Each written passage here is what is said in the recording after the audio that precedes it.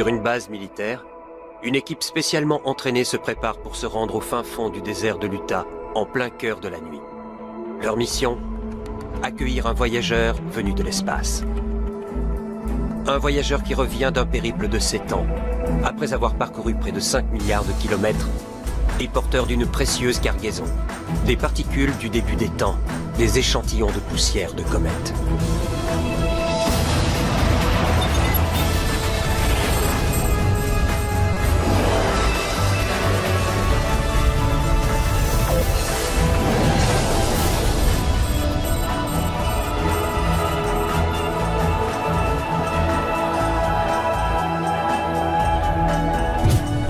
C'est la dernière phase d'une mission de 7 ans et le moment le plus critique. Un petit engin spatial, pas plus grand qu'une valise, va revenir sur Terre avec un trésor cosmique de la nuit des temps. Puis mission Stardust, lancée par la NASA, est censée contenir des grains intacts de poussière cométaire qui apporteront peut-être une réponse au mystère des origines de la vie. Le travail des scientifiques du monde entier est en jeu. La mission Stardust sera-t-elle un succès ?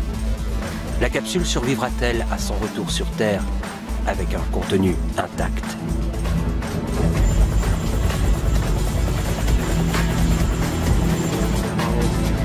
Pour ces deux hommes, l'enjeu est de taille. Ils veulent être les premiers à mettre la main sur d'intactes particules de poussière cométaire. Donald Brownlee et Tom Duxbury ont passé plus de 10 ans de leur carrière sur cette mission, et c'est maintenant la dernière ligne droite. Ça fait près de 10 ans qu'on travaille sur cette mission. Demandez à une maman comment ce jour semblait si loin. C'est une mission hors du commun. Stardust a effectué plus de kilomètres que toutes les autres missions de retour d'échantillons. Cette capsule sera l'objet le plus rapide, conçu par l'homme, à avoir traversé l'atmosphère terrestre. Et c'est la première tentative de prélèvement de comètes qui permettra de brosser un portrait de notre système solaire au tout début des temps. Certains des échantillons qu'on collecte sont plus vieux que le Soleil, que l'apparition des planètes. Nos grains de poussière interstellaire se sont incorporés au système solaire et aux comètes, et s'est formé.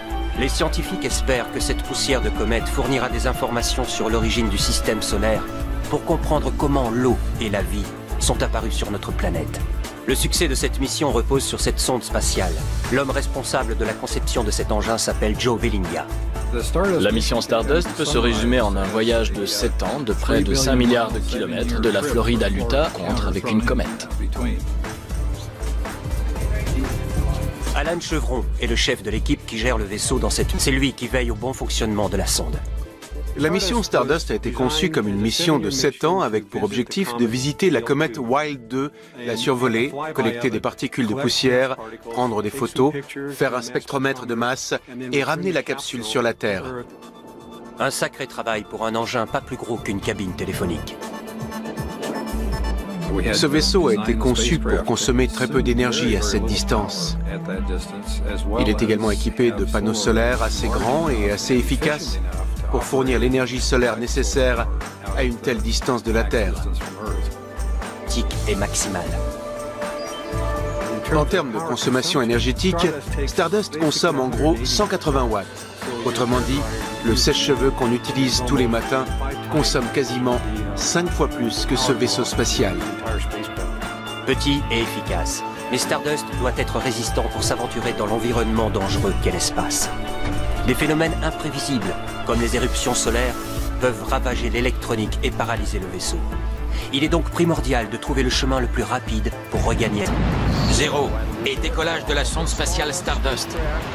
Avant que le vaisseau ne quitte le sol, il faut avoir mis au point un plan de vol pour intercepter une comète en mouvement et retourner intacte sur la Terre. C'est l'image d'un frisbee qu'on se lance à soi-même. Il faut viser l'endroit où vous pensez être 7 ans plus tard. Pour arriver à destination, tour du Soleil. Lors de son second tour, il utilise l'assistant Nell pour se rendre jusqu'à mi-chemin de Jupiter, où passe justement la comète Wild 2. Il n'y a pas d'humain à bord de cette mission. Shyam Bhaskaran pilote donc la sonde depuis la Terre. On a comme une carte géante sous les yeux. On regarde les données qui émanent de la sonde et qui sont repérées par nos stations de l'eau exacte où se trouve le vaisseau. On sait où il doit aller, donc on planifie ensuite des manœuvres d'exécution pour diriger le vaisseau là où il doit se rendre. Shyam actionne régulièrement des propulseurs pour jouer sur la vitesse et la dire un rien près. La cible est complètement manquée. Même si on sait assez bien où saut à un moment donné, prédire exactement où il va aller est plus difficile, car de petites forces agissent continuellement sur le vaisseau. En janvier 2004, Stardust a pu photographier sa cible de façon extrêmement détaillée. Ce qui est intéressant quand on survole une comète, c'est qu'on ne sait pas s'attendre. Personne n'a jamais vraiment vu cette comète. On a hâte de la découvrir. Les scientifiques ne sont pas déçus. La surface de la comète est truffée de cratères, d'étranges escarpements, de jets de gaz, de cavités et de falaises difformes. Stardust n'est pas seulement là pour prendre des photos. Sa véritable mission est de collecter des particules de la comète et de les rapporter sur Terre. Toutes les photos de comètes qu'on a pu voir ne sont pas véritablement à l'image des comètes. Ce n'est pas la comète que l'on voit sur la photo, même si c'est ce qui est écrit dans les livres. C'est la comète en train de se désintégrer. On voit la queue, on voit la chevelure, mais on n'en voit pas le noyau. Les comètes sont des vestiges figés dans le temps de la formation du système solaire. Ils ne restent glacées que quand elles sont loin du Soleil. Le spectacle que l'on voit dans le ciel et que l'on appelle Tègre à cause de la chaleur du Soleil. Cette chaleur volatilise la glace sous forme de gaz, libérant du même coup de la poussière, appelée poussière cométaire. Une comète active est un beau spectacle depuis la Terre, mais certaines de ces particules sont en mesure de détruire un enfant. Stardust collecte des particules, il faut que la comète soit active. On sacrifie donc la sécurité au bénéfice de la science. On essaie de survoler la comète à une distance permettant d'y des particules, mais pas trop près non plus, pour minimiser le risque percuté par une particule assez grosse pour détruire. Tel un chevalier du Moyen-Âge, le vaisseau est équipé de protection appelée bouclier Whipple. Le vaisseau est équipé d'un bouclier météorique qui fait exploser les particules. Après, on a 3 couches de Nextel, c'est-à-dire une fibre céramique. Ensuite, on arrive aux panneaux vaisseau, autrement dit, les panneaux solaires.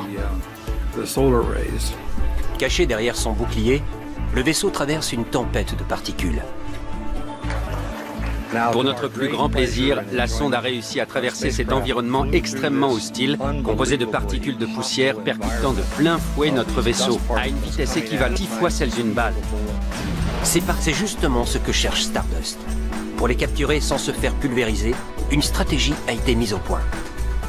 L'aérogel est le matériau clé de Stardust. C'est notre collecteur de poussière. L'aérogel a des cas légers au monde. Voilà un bloc d'aérogel. Il est à taille et des mêmes dimensions que les blocs d'aérogel utilisés pour la mission Stardust. Il est composé de 99% d'air et de 1% d'air. Composé quasi exclusivement d'air, et pourtant très résistant, l'aérogel se comporte comme un filet à papillons dans l'espace. En gros, les particules arrivent à une vitesse de 5 à 6 km par seconde. Ce qui se passe, c'est que quand elles heurtent l'aérogel, elles s'y incrustent. L'image que je donne généralement, c'est celle d'une balle qui s'enfonce dans une botte de foin. Tandis qu'elles pénètrent dans l'aérogel, les particules créent une trace en forme de carotte. L'aérogel fond et forme une bulle de verre. Elles sont conservées intactes. Elles sont préservées. L'air est placé dans une espèce de bac à glaçons en forme de raquette de tennis. La sonde expose cette raquette aux particules qu'elle rencontre, collecte des échantillons et scelle le tout en son sein. On a opté pour un modèle type coquille. La coquille s'ouvre à la façon d'une palourde. De cette manière, on a une étanchéité uniforme tout autour de la circonférence de la capsule. En somme, Stardust va rapporter une pincée de poussière cométaire. Mais cette mine potentielle d'informations fait languir les scientifiques. À tout, ce sont les premiers échantillons à revenir sur Terre depuis les premières missions sur la Lune.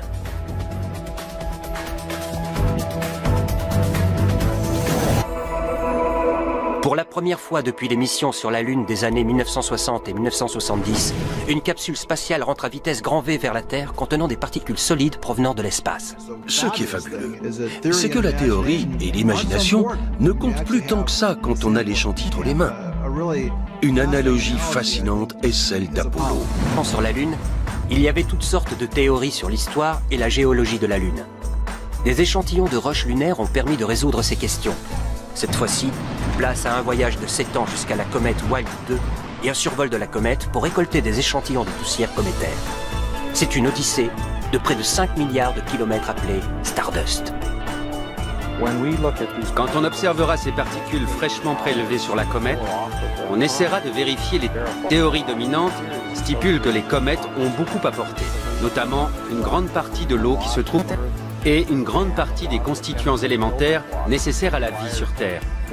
Nous pensons que tout ce qui est vivant sur Terre, les plantes, les animaux, sont issus de la poussière de comètes. Nous en sommes venus à penser que chaque atome sur Terre et chaque atome de notre corps, des chaises sur lesquelles nous nous asseyons, des voitures que nous conduisons, tous ces atomes viennent de ces guerres, de grains de poussière interstellaire, avant la formation du système solaire.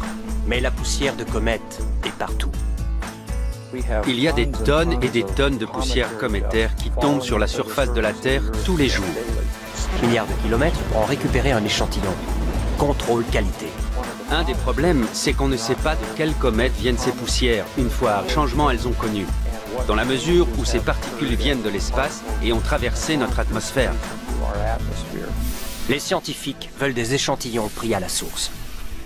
Ces particules ont quitté la comète quelques heures seulement avant d'être capturées. Pour nous, c'est le principe même d'une expérience scientifique. On contrôle l'environnement. Les ions intacts n'ont pas été altérés par la chaleur ou par les rayons ultraviolets. Dans le cas des comètes, on s'attend à ce que la plupart des grains de poussière, puisqu'ils sont recueillis en marge du système solaire, très loin du Soleil et dans des conditions très froides, soient préservés. Ions conservés dans leurs conditions originelles. Ce qui explique que les scientifiques aient hâte de les étudier. Il y a toute une littérature sur la naissance qui retrace la formation du système solaire. La sonde qui a pris le chemin du retour sur Terre a fait bien plus qu'un petit tour de 7 ans dans l'espace. Stardust est allée jusqu'à mi-chemin de Jupiter, mais surtout, elle est allée en marge du système solaire, remontant d'années. C'est en ce sens qu'on a remonté le temps. Une comète, attrapée dans l'orbite du Soleil, est vouée à se désintégrer. Mais de nouvelles comètes apparaissent régulièrement. Cela donne l'impression d'un grand parking cosmique. Le réservoir de comètes classiques, c'est le nuage d'Oort, situé très très loin du Soleil, des milliers de fois plus loin du Soleil que la Terre ne l'est. Heureusement pour notre équipe, il y a un réservoir de comètes plus proche. Il y a un autre réservoir découvert plus récemment, appelé la ceinture de Kuiper. C'est une zone située au-delà de l'orbite de Neptune, zone dans laquelle se situe Pluton. Stardust avait rendez-vous avec une comète a priori issue de la survécu aux attaques de particules et aux éruptions. La sonde doit maintenant survivre à son retour sur Terre. On s'est assis autour d'une table et on a essayé d'envisager toutes les avaries qui pourraient arriver et empêcher la capsule de se détacher. On en a dénombré entre 300 et 360. Une des causes majeures d'échec, c'est la vitesse. Le retour est extrêmement rapide, beaucoup plus rapide que les vaisseaux des missions Apollo à leur retour de la Lune. Sur Terre, un jour précis et à une heure donnée. Autrement, il n'atterrira jamais dans le désert de l'Utah. Une fois encore, Shyam Bhaskaran est aux commandes. À un moment donné, il faut donner l'instruction au vaisseau d'exécuter une manœuvre pour viser la cible voulue. Pour l'erreur, il faut effectuer une correction de trajectoire au bon endroit dans l'espace où les précieux échantillons se perdront dans la galaxie. Le plus difficile, c'est le retour sur Terre. Il faut emprunter un couloir très étroit pour atteindre le site d'essai de l'Utah. Si la sonde Stardust a fait le plus gros travail dans cette mission de 7 ans, elle va larguer la capsule, terminant ainsi sa mission. Environ 4 heures avant l'impact estimé, la séquence de largage de capsule commence. On va couper les câbles qui relient la capsule au vaisseau, puis enlever les bouts. Il y a 3 ressorts qui vont éjecter la capsule. Le vaisseau, en écartant la capsule, lui imprimera une rotation pour stabiliser son orientation. Une fois le retour amorcé, les corrections de trajectoire ne sont plus possibles. À partir de là, tout est joué. La capsule suit une trajectoire balistique. Les corrections de trajectoire sont impossibles. On ne peut même pas la suivre. La capsule entrera dans l'atmosphère terrestre à 45 000 km/h. Soit 10 fois plus vite qu'une balle de revolver. Elle arrivera très très vite. Elle illuminera le ciel. Il y aura un grand filet de lumière qui passera au-dessus de la Californie du Nord, traversera l'État de Californie, puis le Nevada, pour arriver au désert de l'Utah. Dans la bonne direction. En volant moins vite que la vitesse du son, la capsule perd en stabilité. Un premier parachute va stabiliser la capsule. Puis on déploie le parachute principal à environ 3000 mètres au-dessus du sol. Ça contribue également à ralentir la chute de la capsule. La capsule descend tranquillement vers la Terre. Le centre de commande effectue une dernière correction de trajectoire. La sonde est ensuite déviée sur une trajectoire qui ne la fera jamais revenir sur la Terre. Aucun risque que la sonde percute un jour la Terre. À moins qu'un nouveau des fonds levés. Justement, on peut penser à la sonde Pioneer qui a été lancée au début des années 70. Jusqu'à il y a quelques années, on était encore en contact avec cette sonde. La sonde sera probablement éjectée du système solaire et ira se balader dans la galaxie, tel un ambassadeur interstellaire ou un messager étoilé. Près de 1,4 million de gens se sont inscrits sur Internet et ont gravé leur nom sur une petite puce de silicium emportée par la plateforme Stardust. Je suis fasciné de constater que quand la Terre a et que le Soleil ne sera plus le Soleil que l'on voit maintenant, ce sera une naine blanche, ces noms et la plateforme Stardust se baladeront dans la galaxie, quelque part. Tandis que la plateforme part au milieu des étoiles, le succès de cette mission ne repose plus que sur une récupération réussie de la capsule. Plus facile à dire qu'à faire. Récupération doit s'entraîner, toujours et encore, tels les comédiens qui se préparent à une première. Tout doit être fait dans les règles de l'art, sinon la mission échouera. La fenêtre d'entrée n'est pas grande, il ne faut pas passer à côté. Voilà les hommes et les femmes de l'équipe chargés de récupérer la capsule. Ce seront les premiers à avoir un contact humain avec la capsule Stardust depuis plus de 7 ans. Quand la capsule pénétrera dans l'atmosphère terrestre, les scientifiques espèrent que la capsule sera bien porteuse de ce trésor de poussière cométaire. Le succès final de cette mission repose sur eux. L'entraînement est rigoureux, notamment après la mésaventure de Genesis. Cette capsule s'est écrasée dans le désert de l'Utah alors qu'elle contenait des échantillons d'atomes solaires. Le parachute de la capsule ne s'est pas déployé. Donc, pour la capsule Stardust, l'entraînement est intense. Une maquette de la capsule et un hélicoptère occupent une place de premier ordre dans cet entraînement. L'équipe répétera dans l'obscurité, mais pour faciliter les choses, nos hommes commencent en plein jour. La tâche numéro 1, localiser la capsule. Un signal lumineux sur la réplique renvoie les coordonnées GPS. Lors de cet entraînement, l'équipe n'a aucun mal à sécuriser la cible. Si les choses se passent aussi bien le soir de l'atterrissage, les scientifiques seront à deux doigts de découvrir les secrets vieux de 4,6 milliards d'années qui se cachent dans la poussière cométaire. Mais récolter de la poussière n'est pas le seul moyen d'étudier les comètes. Et Stardust n'est pas la première mission NASA à essayer d'y voir plus clair. Deep Impact est une mission sans précédent consistant à délibérément envoyer un impacteur sur une comète. Ok, c'est bien, c'est bien. Le docteur Peter Schultz était co-chercheur sur le projet Deep Impact. La mission Deep Impact avait pour objectif de créer un cratère. En observant le processus, en regardant l'impact du projectile, en observant sa formation, on est à même de déduire quelle est la nature de la surface de la comète. Je ne peux pas voir à l'intérieur d'une comète. On ne sait pas à quoi ressemble la surface d'une comète. Et jusqu'à Deep Impact, on ne pouvait voir que des images, pas même des images haute résolution. Mais Deep Impact a changé la donne. À l'image d'un géologue œuvrant dans l'espace, la sonde Deep Impact creuse sous la surface de la comète, découvrant les richesses du début des temps. On découvre sous la surface une matière qui n'a pas vu la lumière du jour depuis 4,5 milliards d'années. C'est le genre de choses qu'on ne voit même pas avec un télescope. C'est un matériau caché et archivé. Grâce à ce qui est révélé, le docteur Schultz dresse... Une comète, c'est un peu comme ce qui se passe au printemps au nord-est, quand la neige se met à fondre. On voit la neige disparaître, et l'endroit où ça reste, c'est l'endroit qui est lumineux. Tandis que Stardust s'intéresse aux particules individuelles des phases des comètes et à la matière qui se trouve dessous. Ici, dans son laboratoire, le professeur Schultz continue à assembler les pièces du puzzle. Essaie de reproduire l'expérience de Deep Impact, tel un cuisinier cosmique dans une cuisine scientifique. Il recrée l'expérience de l'espace avec ce gigantesque pistolet vertical qui mélange gaz d'hydrogène et poudre à canon pour créer des cratères. Ce pistolet nous permet de tirer une balle à une vitesse proche de celle d'Impact, environ 6 km par seconde. Donc en percutant une cible, voir le cratère se former. Aujourd'hui, il teste l'idée selon laquelle la comète a une couche externe molle et une couche interne dure. Ok, c'est parfait. On est très curieux de savoir si la comète est composée d'une matière dure et rocheuse ou si elle est faite d'une matière molle et cotonneuse, sableuse, voire poudreuse. Si l'on se fie au travail déjà effectué, on pense qu'elle est poudreuse. Schultz mélange les ingrédients apparentés à ceux d'une comète qui serviront de cible. Idéalement, il faudrait de la glace sèche, des composés organiques. Ensuite, Schultz entre dans la chambre à vide où la collision avec ces matériaux aura lieu. Il dépose soigneusement la couche molle et la couche dure, censée s'apparenter à la composition d'une comète. Ce qu'on va essayer de voir, c'est si on peut mettre une couche d'un matériau très poreux au-dessus d'un matériau moins poreux. Et si on arrive à reproduire l'expérience de Deep Impact. La chambre est fermée, l'air est évacué pour simuler l'espace, dépourvu de l'atmosphère qui ralentit la dispersion des débris.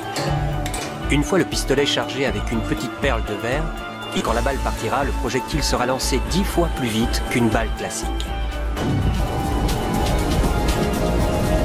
Et voilà, armé et verrouillé. Photo. Si la recette de Schultz est bonne, on devrait voir l'expérience de Deep Impact enregistrée sur une vidéo à grande vitesse. Il faut ça. Très bien. Oh, c'est magnifique. Incroyable. C'est spectaculaire. Les résultats sont partiels, mais la collision réalisée au laboratoire semble s'apparenter à l'impact dans l'espace. Ça va aussi dans le sens de ce que pensait Schultz. La comète a une couche externe molle. On voit bien l'excavation du matériau sous-jacent. Enfin, le docteur Schultz veut savoir pourquoi les comètes ne se ressemblent pas. Elles sont extrêmement différentes. Pourquoi? Peut-être certaines comètes ont-elles passé plus de temps dans une autre partie du système solaire. Peut-être une comète a-t-elle été capturée par Jupiter, envoyée, s'est fait percuter, puis est revenue à un endroit plus sûr, jusqu'à ce qu'elle revienne nous rendre visite dans le système solaire interne. Vous ne visiterez sans doute jamais de comète, mais Peter Schultz compte y faire un tour. Les comètes sont fascinantes, autant pour les enfants que pour les scientifiques. J'en ai vu une quand j'avais 12 ans, et je suis accro depuis. Les comètes sont magnifiques à regarder. Elles sont mystérieuses, elles sont fascinantes. Mais par ailleurs, les comètes sont porteuses des ingrédients nécessaires à la vie, y compris l'eau, la matière organique. Nous sommes issus des comètes. Nous sommes constitués de ce qui constitue les comètes. Tandis qu'une partie des passionnés de comètes deviennent chercheurs, puis il y en a quelques-uns qui font des comètes la passion d'une vie. Ou au sud d'Adélaïde, en Australie, et dirigez-vous vers la mer. Au bout d'une heure, vous trouverez une petite ville avec un secret galactique. Se rendre jusqu'à Yann Kalila est un long trajet. C'est pas le genre d'endroit où on s'attend à trouver un homme comme Bill Bradfield. Toutes celles que j'ai découvertes par moi-même, ça fait 18 au total.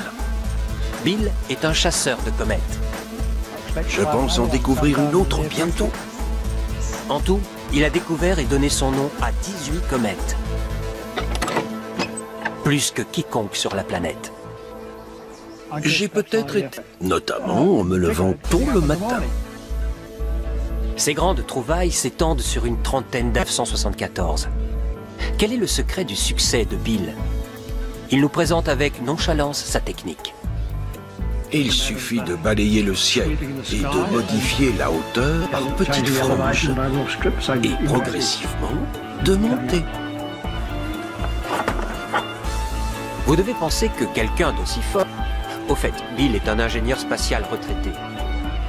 Doit utiliser du matériel ultra sophistiqué, tirant parti de tout ce qu'il peut pour lui faciliter la tâche. Ça traîne de qui ont fait leurs besoins dessus, mais bon. Eh bien, détrompez-vous. Regardez bien les télescopes de Bill et vous verrez qu'il n'y a rien de plus simple.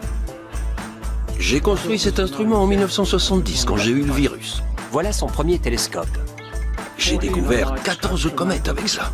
Un peu de ficelle, un capuchon de bouteille de jus de fruits et une à plus de 100. En 1970, ça m'a coûté 60 $. Du bois de récupération, des boulons et des écrous. Il dit que le secret est dans son support en bois. On ne peut pas passer et y avoir mal au cou. Il faut pouvoir observer confortablement. Et cet appareil est fait pour ça. Si le confort est important, la connaissance et la patience le sont encore plus. La chasse à la comète se compte en milliers d'heures. Passées seul. J'ai découvert ma première comète au bout de 260 heures. Il traque quelque chose d'éphémère. Quand vous tombez sur quelque chose qui n'était pas là avant, c'est à ce moment-là que l'adrénaline monte. C'est une comète. Utilise un télescope plus moderne et plus puissant. 1 mètre de 5,6, un télescope de type Newton. Il utilise un miroir pour collecter la lumière, ce qui lui permet de voir des objets qui sont très loin. Vous voyez ce miroir et mon reflet? Il a également construit ce télescope de ses propres mains. Le bois vient de chutes de bois. Le miroir collecteur vient de Californie. Il est volumineux, encombrant et pas particulièrement beau, mais il fonctionne. J'ai découvert 3 comètes avec, y compris celle de l'an dernier. Par une matinée claire ou une nuit claire, vous pouvez être sûr que Bill chargera son matériel pour partir à la chasse.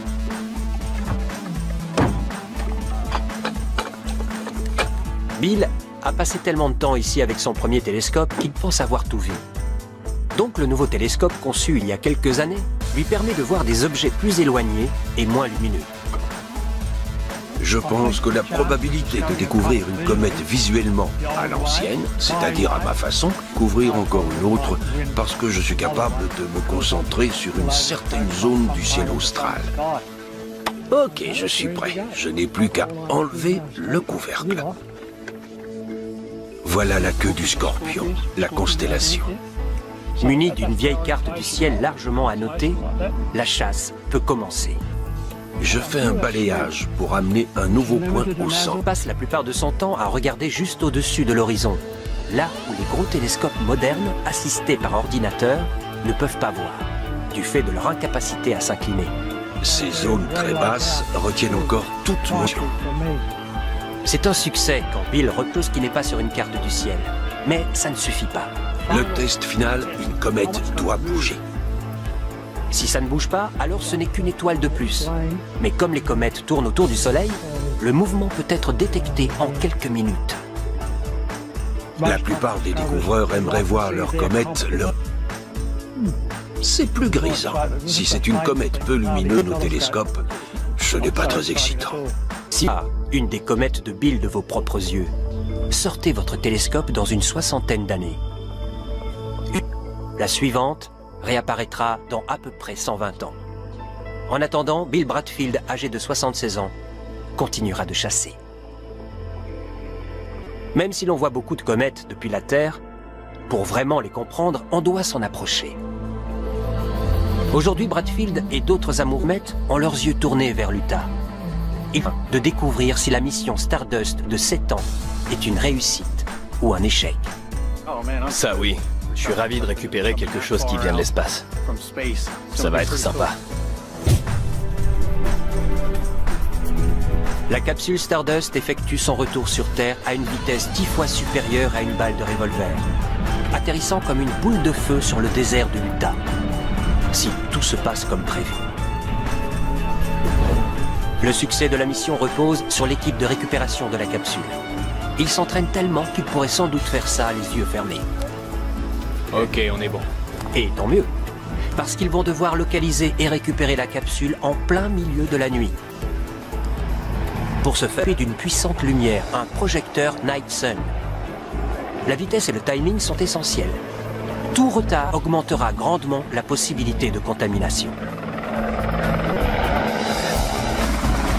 Le vaisseau conique a effectué kilomètres au cours de son voyage de 7 ans. La capsule sera placée dans 2 sacs hermétiques pour éviter que des gaz potentiellement nocifs ne s'échappent et pour que les particules rapportées ne soient pas contaminées par des polluants terrestres.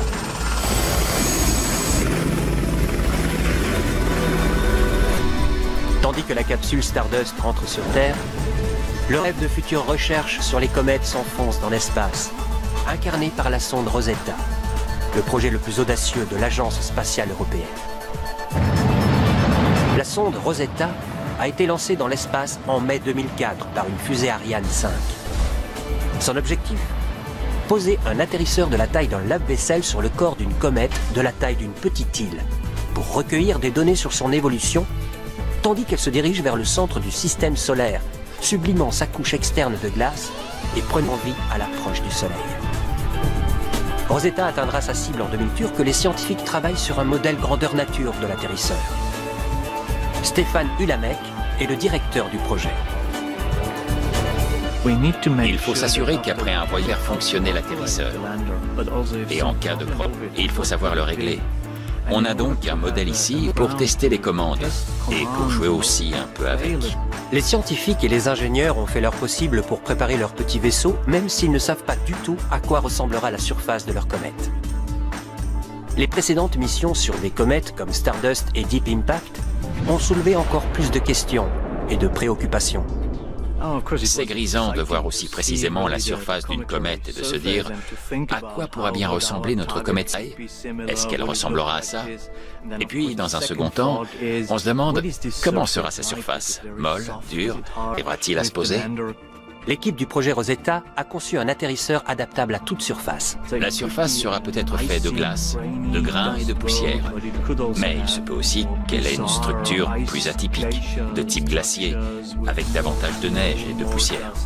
Une comète active peut être dangereuse et expulser des jets de gaz et de poussière au fur et à mesure qu'elle s'approche du Soleil. L'engin se mettra en orbite autour de la comète pendant 6 mois. Analysera sa surface de glace en quête d'un endroit adéquat pour se poser. Ce qui est certain, c'est que la gravité est très, très faible.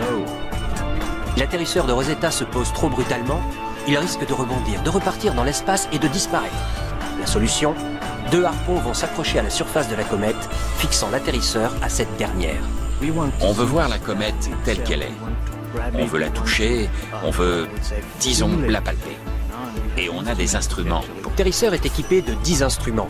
Des caméras qui font office d'yeux, perceuses pour percer la surface de la comète, des analyseurs de bulles, un petit four pour réchauffer les échantillons. Les scientifiques vont trier ces données et chercher la trace de molécules organiques dans l'espoir de résoudre le grand mystère. Les comètes ont-elles fait naître la vie sur Terre? À condition bien sûr que l'atterrisseur survive à son voyage des plus dangereux, tandis que la comète s'approche du Soleil, notamment se désintégrer. L'atterrisseur pourrait se retrouver sous des grains de poussière, être éjecté dans l'espace en même temps que le fragment auquel il est attaché. C'est un risque, mais espérons que ça n'arrive qu'une fois et qu'on aura tout. Rosetta sera aux premières loges pendant 1 an, à observer et recueillir des données à même de révolutionner notre connaissance des comètes. Tandis que la sonde Rosetta rejoint sa comète, Stéphane Ulamek attend impatiemment des nouvelles de Stardust. Stardust va nous permettre d'analyser le matériau d'une comète ici, dans notre laboratoire. Et c'est le rêve de tout spécialiste des comètes. Pouvoir faire. On pourra ensuite utiliser ces informations pour optimiser nos instruments sur la comète. Depuis des siècles, les comètes sont pour les terriens de mystérieux et fascinants visiteurs. On n'a guère eu d'autre choix que de les observer de loin. Maintenant, avec Stardust et Rosetta, nous sommes devenus les voyageurs. Le compte à rebours est lancé. Le messager de la NASA effectue son retour sur Terre, un ultime défi. C'est un vaisseau spatial. On ne peut jamais dire qu'il n'arrivera rien. Toutes ces années pour en arriver à ces voyages sans précédent, de près de 5 milliards de kilomètres et d'une durée de 7 ans au sein du système solaire. Ces scientifiques de la NASA ne peuvent rien faire d'autre qu'attendre. Ici le chef de l'équipe vaisseau. Je viens de parler avec mes ingénieurs ici, et la position à laquelle on se trouve est tout à fait la position prévue. C'est rassurant. Puis, une autre bonne nouvelle. La capsule a été détachée du vaisseau avec succès. À l'heure où je parle, on a pu vérifier que le câble reliant la capsule au vaisseau a bien été coupé.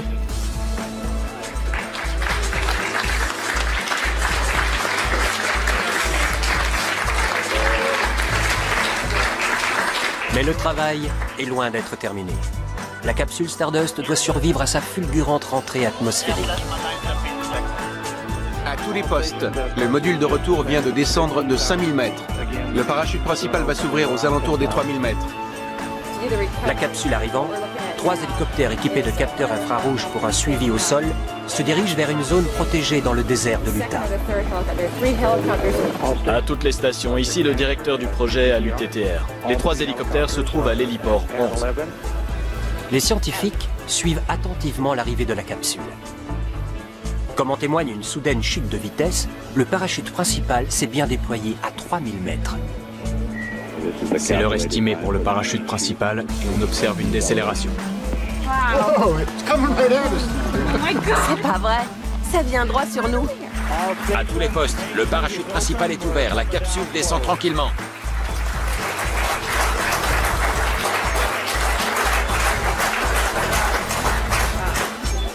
Atterrissage prévu dans moins d'1 minute et demie. Quelque plus tard, elle se pose. À tous les postes, la capsule s'est posée.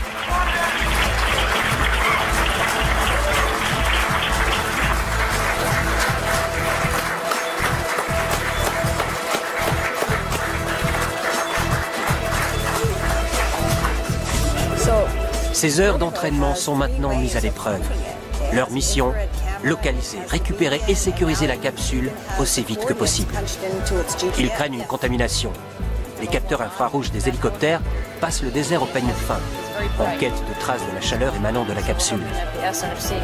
Ils sont à la recherche d'un objet de la taille d'une télévision, quelque part, sur une superficie de 1 300 000 hectares.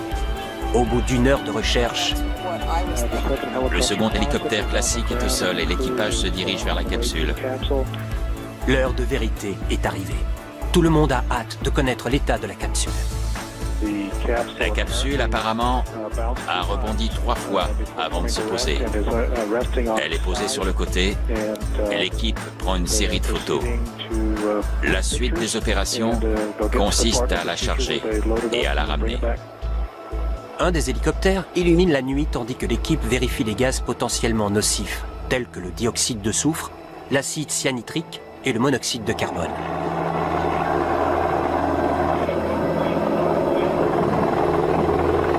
De retour dans la salle des commandes, ils anticipent déjà l'étape suivante.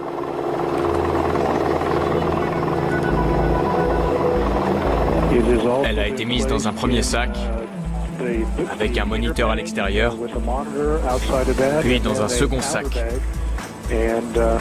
On est maintenant prêt à la charger dans l'hélicoptère et à la ramener à la base.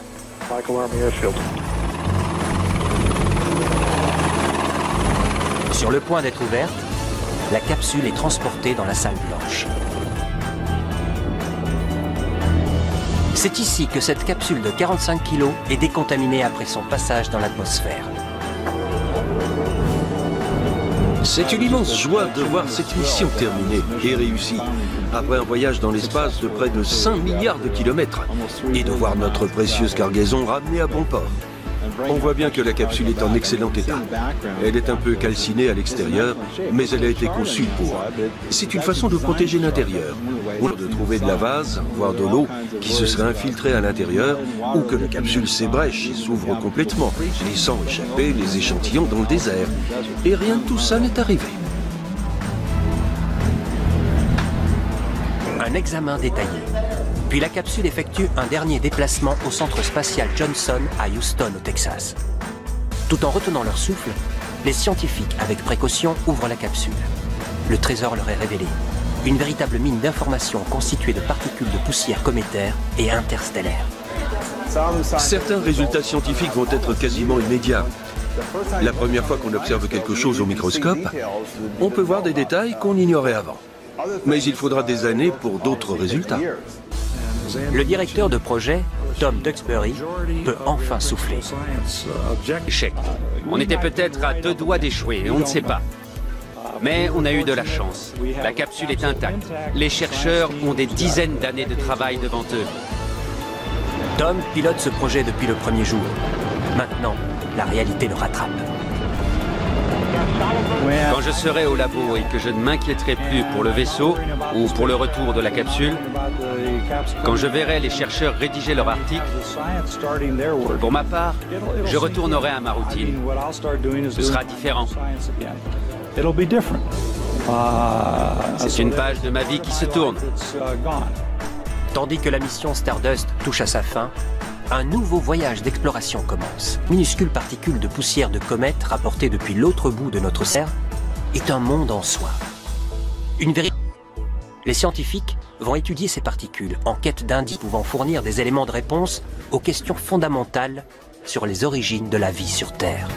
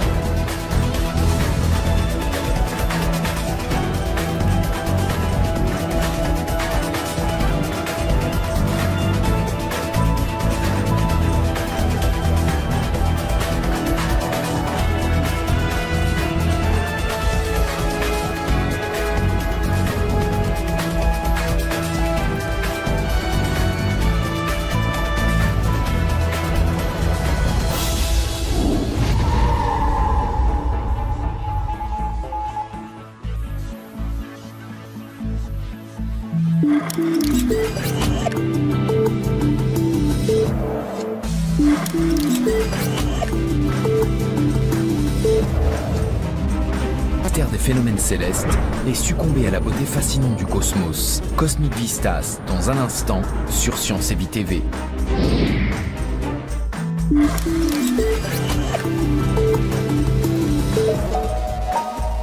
Aujourd'hui, près d'une personne sur 10 vit avec un handicap moteur. Pour face, les scientifiques proposent une nouvelle génération de prothèses et d'implants ultra performants. Avec cette prothèse, je peux porter jusqu'à 32 kilos. Par exemple, je suis capable de transporter une caisse de bière de ma voiture à ma cave. Notre corps sera-t-il un jour entièrement remplaçable? En tant qu'humain, votre corps physique se détériore. Une fois que l'on pourra extraire le cerveau et le conserver vivant dans un récipient, il suffira à en surer un magnifique corps fait de métal. La fusion des corps et des machines va-t-elle faire de nous des cyborgs indestructibles? Soirée spéciale, dépasser ses limites biologiques. Ce soir, à partir...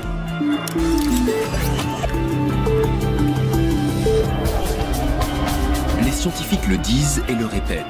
La Terre se réchauffe à une vitesse jamais vue dans sa longue histoire. Il y a un lien direct entre le climat et le CO2 atmosphérique. Le changement climatique est devenu une réalité. Ses conséquences aussi. Aujourd'hui, nous pouvons encore agir pour ralentir le processus. C'est ma petite rue, avec les maisons à énergie positive, comme on les appelle. Et on a nos petits jardins et les cabanes pour les vélos, parce que bien sûr, tout le monde ici a son vélo. Mais sommes-nous tous prêts à faire l'effort nécessaire? Il y a de nombreux lobbyistes qui travaillent pour l'industrie des énergies existantes et qui ont un intérêt financier. Changement climatique, mercredi, à partir de 20h45 sur Science et Vie TV.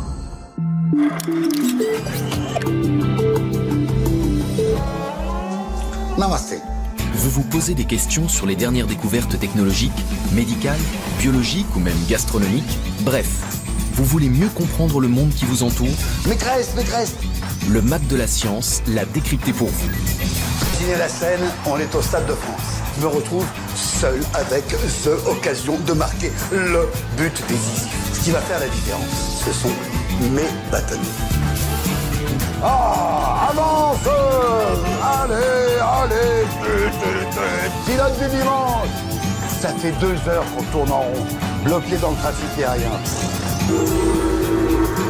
Figurez-vous que, grâce à mon secret, on a réussi à comprendre les propriétés imperméables de la feuille de lotus. La jelly. Ah, la jelly. Tiens, même la jelly. La jelly. Ça, c'est du dessert où je ne connais pas. Le Mac de la science, votre mode d'emploi pour le monde d'aujourd'hui et de demain. Tous les dimanches à 19h sur Science et Vie TV.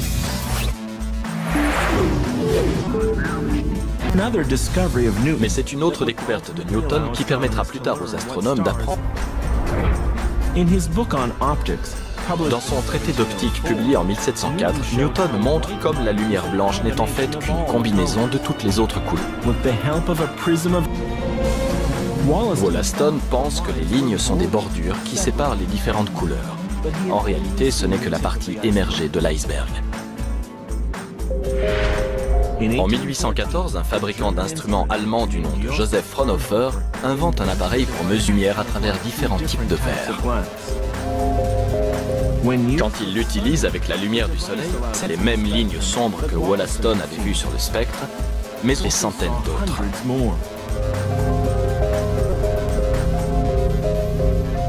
Fraunhofer ne le sait pas encore, mais cet appareil, appelé le spectroscope, finira par servir à résoudre le mystère de ce qui constitue le Soleil et les étoiles.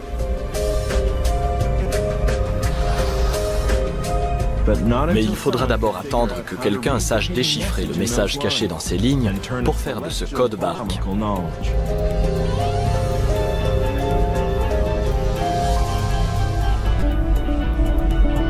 Le spectroscope disperse la lumière pour former un spectre de couleurs, du rouge au violet. Il montre aussi que le spectre du Soleil est criblé de fines lignes sombres. La lumière est une onde, ces lignes marquent des longueurs d'onde particulières où l'énergie du... Leurs expériences montrent que lorsque la lumière traverse un gaz, les atomes de ce gaz absorbent une partie de la lumière, mais uniquement à certaines longueurs d'onde spécifiques qui dépendent des propriétés d'un type d'atome en particulier. Cela explique de raies très lumineuses qu'on appelle des raies qui sont les homologues des raies sombres d'absorption. Pour les astronomes, toutes ces raies spectrales, qu'elles soient sombres ou lumineuses, révèlent un lien entre la Terre et le ciel. Dans un laboratoire, on peut mesurer les spectres de gaz ou de flammes en utilisant des matériaux connus. Ensuite, il suffit de comparer ces résultats avec les spectres du Soleil et des étoiles. Pour la première fois, on a un aperçu de la composition chimique de l'univers.